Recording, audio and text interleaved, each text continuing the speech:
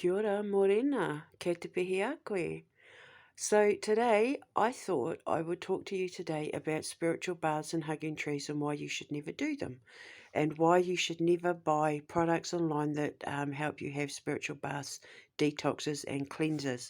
I'm just going to sneeze 1 second.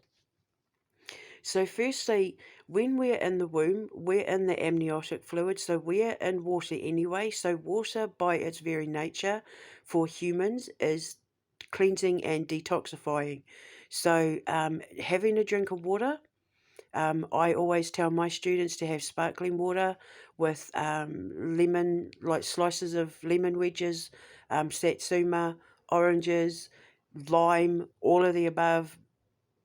Strawberries as well are really good if you shove them in a glass or the bottle with the fruit and a little bit of ice. It's an incredible detox or de-cleanser, and it does exactly the same thing as a spiritual bath, but you will burp it out and you will urinate it out, where it ends up going back into the earth and into the air, and either being removed from the atmosphere or purified and simplified and turned back into minerals that replenish the earth and help like the ocean life and that sort of thing. It's the chemicals in that we put into the ocean that we've got to stop a force to, the oceans and the rivers and all that sort of thing. But urine is fine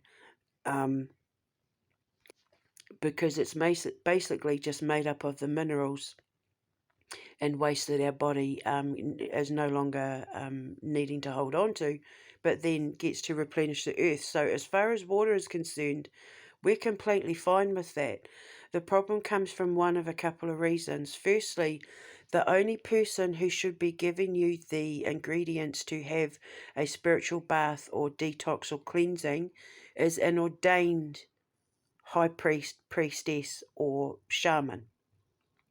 Not someone who owns a crystal shop, not somebody who does readings online, not somebody who writes a book about herbs, not somebody who has an Instagram about how they put this, and this together to do this and they feel great. Because all this information is all well and good when you think you're doing good for people, but what you don't see is there is a language to the occult that is hidden that you only get to see if you step outside the matrix. There is a binary code, an actual hidden code. The word occult means hidden knowledge, or secrets of the knowledge, or knowledge of the secret language. Like, take your pick. Hidden knowledge, secret knowledge. The occult means a language that nobody else knows. It's hidden, you can't see it.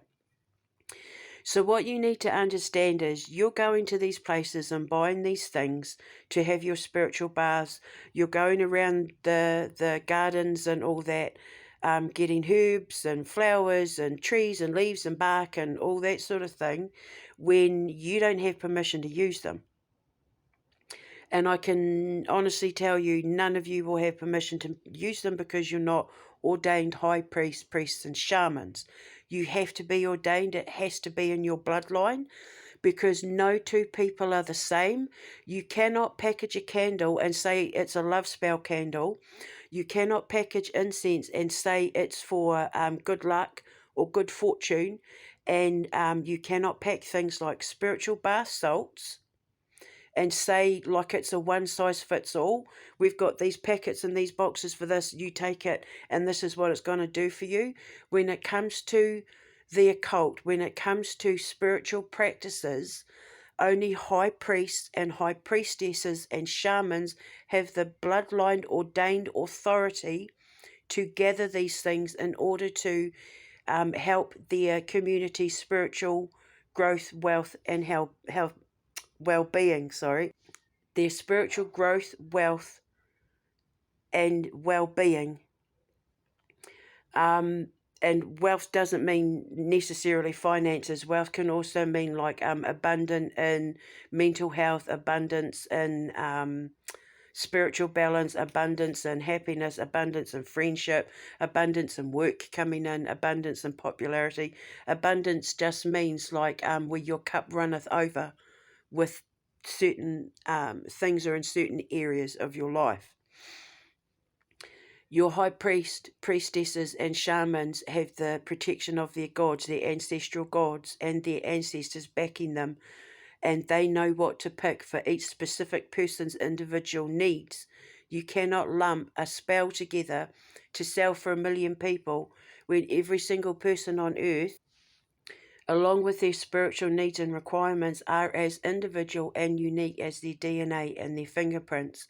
So when you're just selling packets of bath bombs that have spiritual purposes or detoxing purposes, or cleansing attributes in that, and it's like just in packets for a one size fits all, you are spreading all that negative energy, and you will put karma on the people who buy them and embrace them, because you've taken from the earth that which you don't have permission to use. So then it's going to flip and do the opposite of what you think it's going to do. So if you're putting rose petals, red rose petals in the bath because you want to bring love into your life, and it's bringing you passion, and like it's an aphrodisiac, and it's to rise your passions to the surface so that you can discover your sensuality, your sexuality, your eroticism, your passion for love and intimacy and that sort of thing. If you're single and manifesting a man in your life, or a woman, whatever, and you don't have permission to use roses or red roses, and other things that you've put in it, like, I don't know, coconut milk or whatever. If you don't have permission, if it's not in your bloodline, if you haven't been granted permission to use these things, you get the opposite. So the red petals then become where you will have things like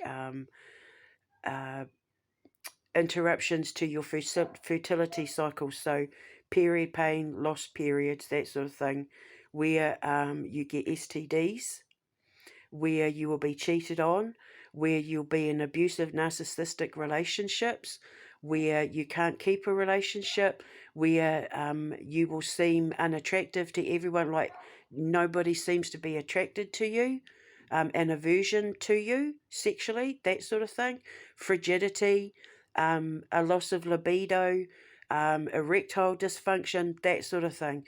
This is what people need to understand. And the reason why I'm bringing this up is because my ex-husband, my boy's dad, was sent a care package from his work, bless them, and one of the things that was put in it, because they like to send them little mental health care packages, with like relaxing teas in it, and sweets that are supposed to like help with, like, lower your depression, and soothing cups of tea and teacups, and like, what do you call it, those fidget spinners and that. And one of the things he got was a tube of bath salts, and I just about had a freak out, like I almost just freaked. So that's been thrown out. That's been returned to grandmother. So yeah, so people who tell you to go and ground yourself in bodies of water, people who tell you to go and hug trees, people who give you stuff and tell you to have spiritual baths for detoxes and cleansings, if they tell you to do this stuff, just smile and walk away, because all they're doing is getting you to feed your negativity into the planet, and then grandmother picks that up, and then she has the earthquakes and the natural disasters and the famines and the pestilence and the wars and the anger and the hate and the fighting and the protesting and the all sorts.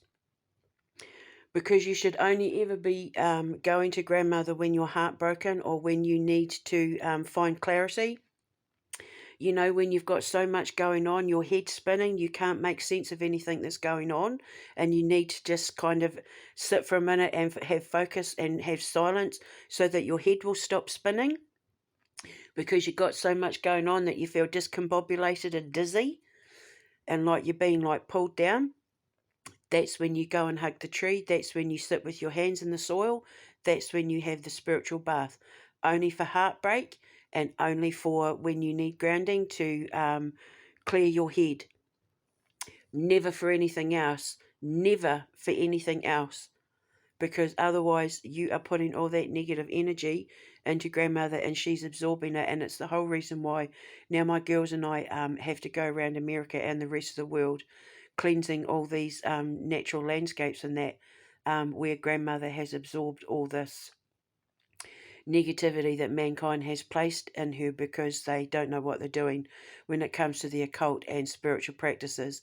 The thing people need to understand is that while there is a mass awakening, very few people are ascending. There is a difference between a spiritual awakening and an ascension. People who ascend are destined to change the world. People who are chosen for an ascension are not people who have ordinary jobs that work in offices and have websites and Facebook pages selling their little crystals and incense and that. It doesn't work like that.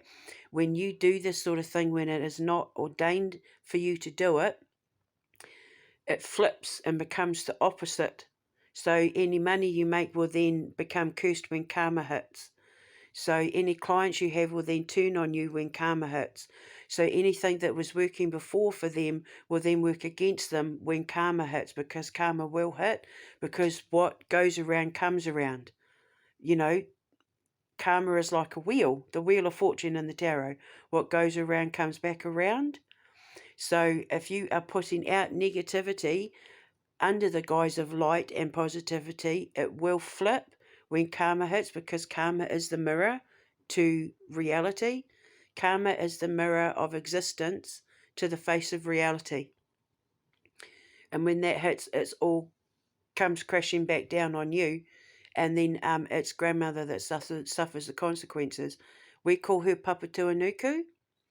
And I seem to be the only Indigenous person out there speaking on behalf of grandmother in the way that she needs to be heard, because everybody else is buying up and selling candles for love spells, and for career and finance, and having these spiritual bars, buying from people who don't have permission to pick the flowers or the grains or the spices or the herbs or the minerals, and then they're getting you to put all your festering negativity and toxic energy into the earth and into the waterways, and then it's the planet that's suffering as a consequence.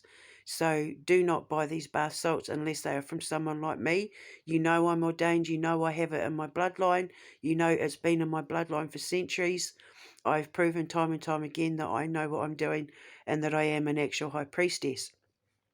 So when you come to my store at the Alchemist Cavern and you go to the apothecary, when I build my village in South Dakota,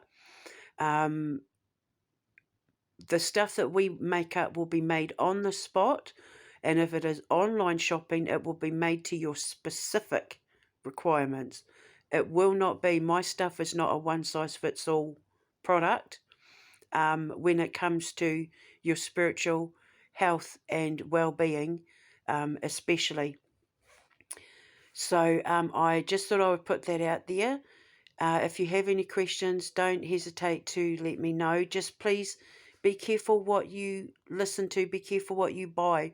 Just because they write a book, just because they have hundreds of thousands of followers on a YouTube channel, just because they're making money through the readings, and that doesn't mean they know what they're doing. It doesn't mean they have permission.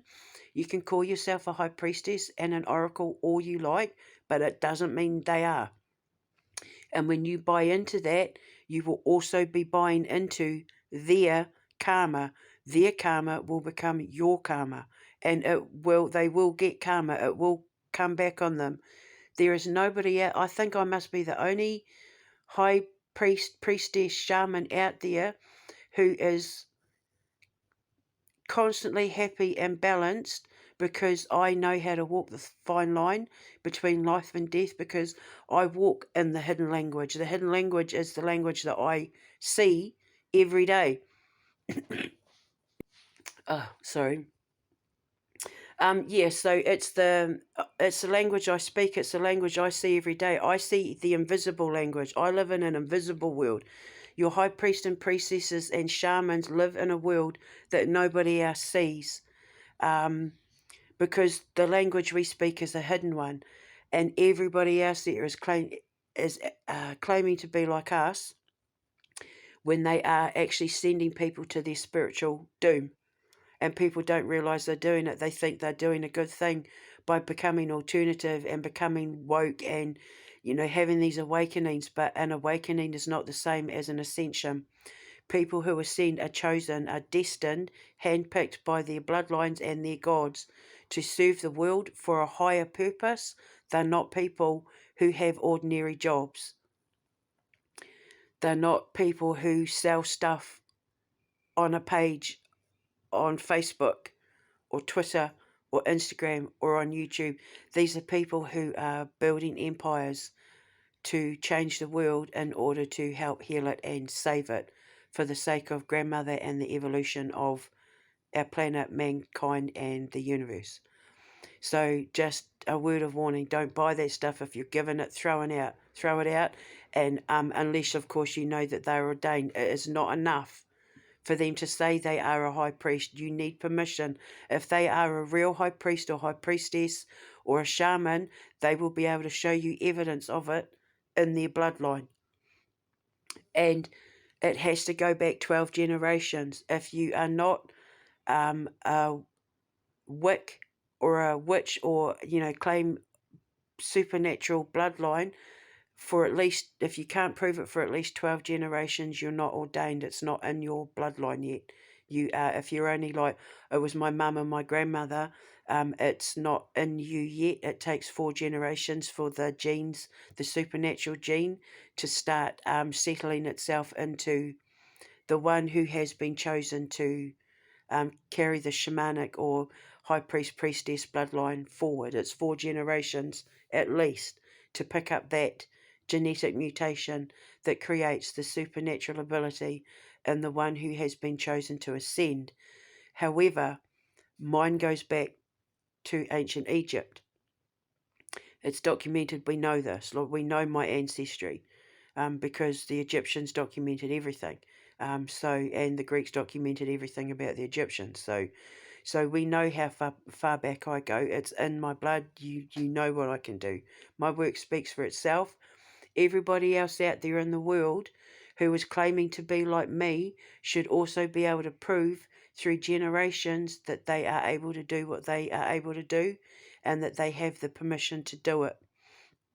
Otherwise, they're just copycats, false prophets, and people trying to make a profit out of other people's spiritual suffering, grief, and fear, in which case that then becomes a curse on them, and they end up going to the underworld for after their judgment. They'll just stay there. These sort of people aren't allowed to access the light once they stand in false light. False prophets are one of the biggest favourite catches for the bounty hunters of the underworld, so to speak, because when it comes to people's spiritual health and well-being, there is nothing that matters more to the ancestors and the gods than knowing that their children are standing in their own truth and their light, their own way, speaking for themselves and forging their own path biologically and organically. People like me are brought into their life. I come into your life because your ancestors say, can you please help this person? And then I say, yes, I can. When someone comes to me when they're having a dark night of the shadow, when they're going through their underworld phase and they feel they're at breaking point, and they come to me for help, to help them, to help guide them and show them the path, that's because their ancestors and their gods have come to me and said, can you please take my son? Can you please help my son? Can you please help my daughter? Can you please help my grandchild? Whatever. And then I say, of course. So when they're brought to me, I help. It's when they come on their own, I don't usually help, because when they come on their own, it's not genuine. And I can tell the difference. But anyway, I'm not going to go into that. So I just thought I would explain that to you, and I hope it helped. And if you have any questions, don't hesitate to ask.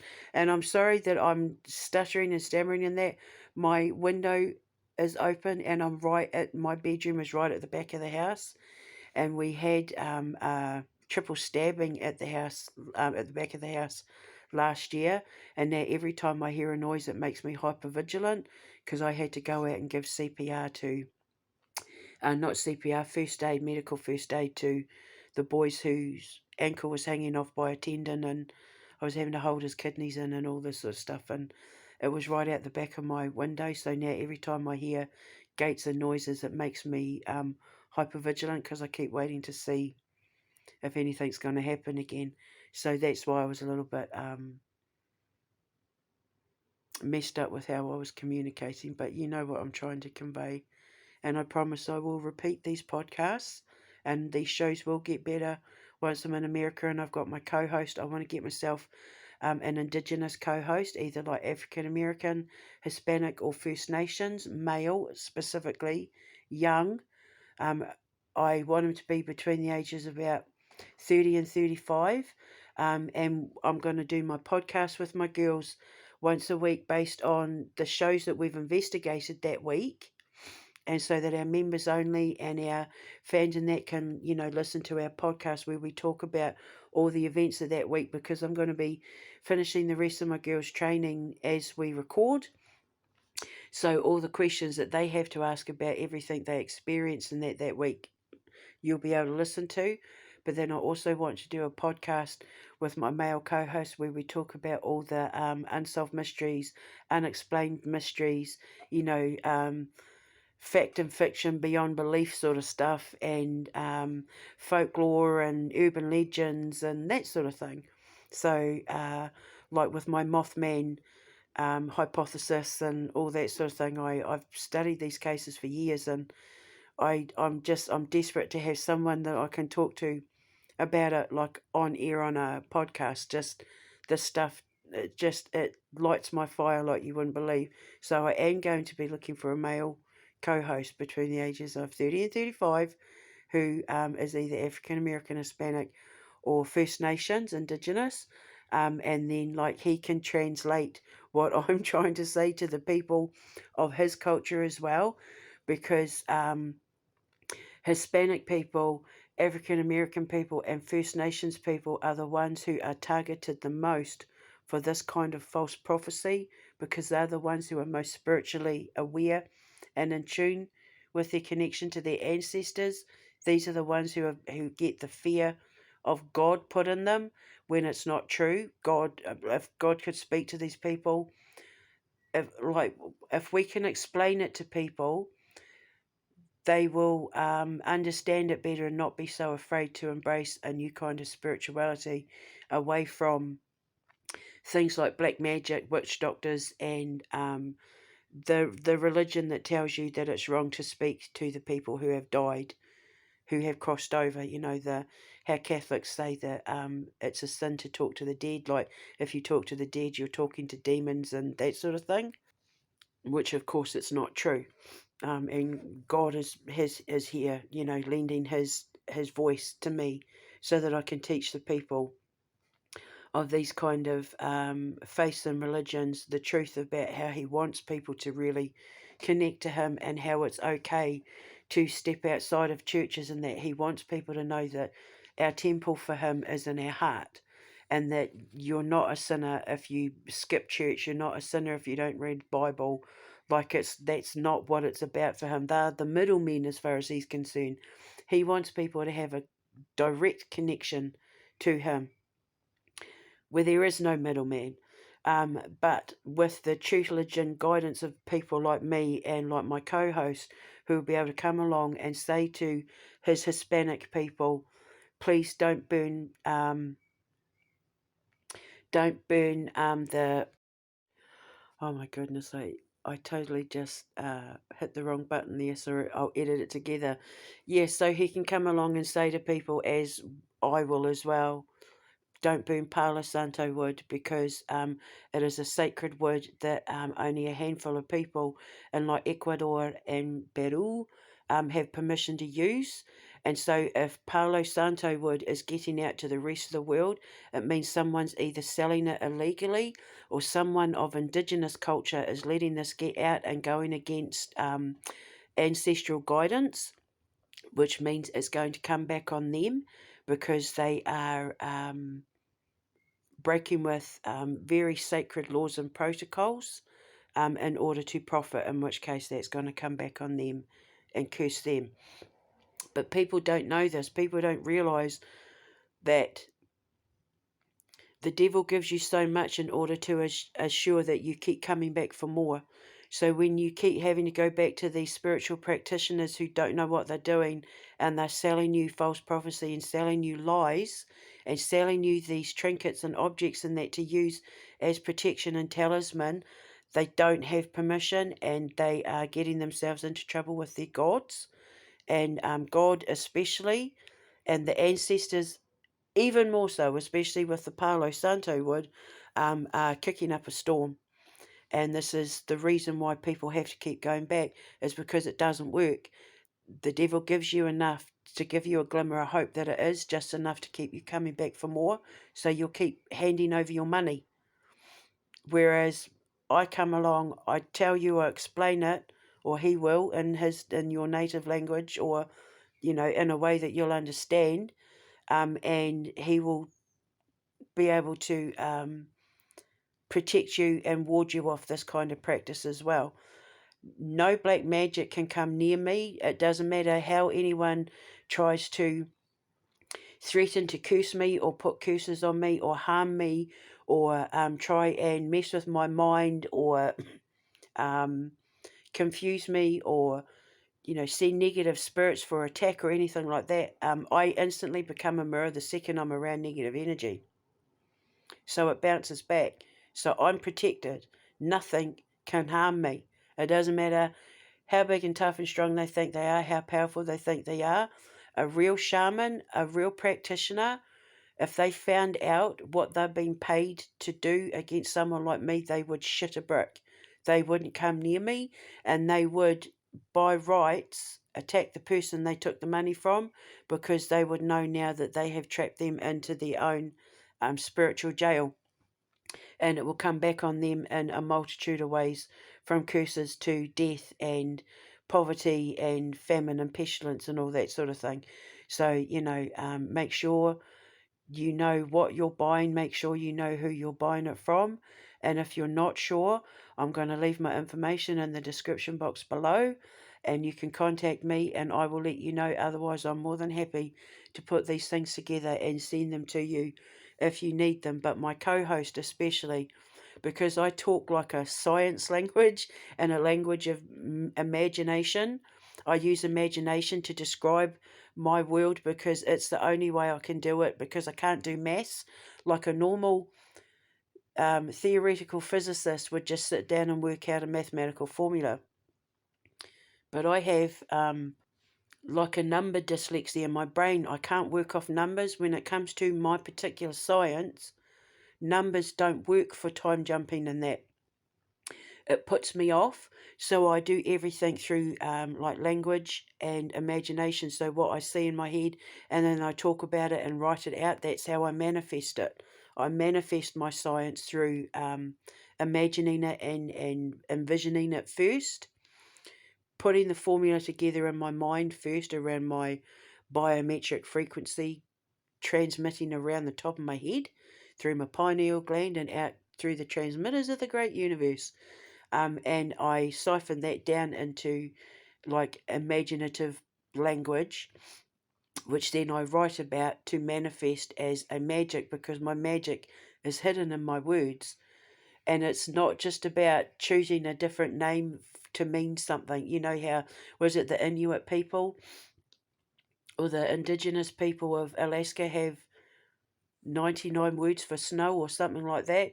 You can't, when it comes to the occult, you just can't pick one of those words that means the same thing, or meaning what you think it means, or wanting it to mean, hidden in a name or in a word, and think that that's magic, because it's not. That's not how the occult works.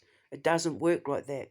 It can take months to come up with the language for a spell cast or an incantation.